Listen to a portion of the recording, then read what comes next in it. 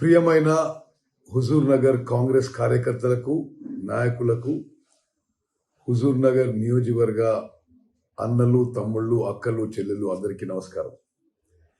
ఈరోజు హుజూర్ నగర్ నియోజకవర్గంలో రెండు చాలా ముఖ్యమైన అభివృద్ధి కార్యక్రమాల శంకుస్థాపన చేయబోతున్నాము.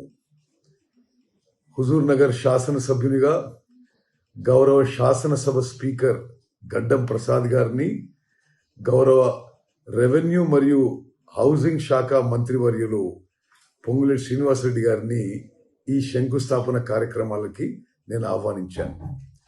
సాయంత్రం 3:30 గంటలకి హుజూర్ నగర్ పట్టణంలో సీతారామచంద్రస్వామి గుట్ట దగ్గర 2000 ఇండ్లకి 70 కోట్ల రూపాయలు మంజూరు చేశాము. ఈరోజు సాయంత్రం 3:30కి శంకుస్థాపన కార్యక్రమం ఉంది.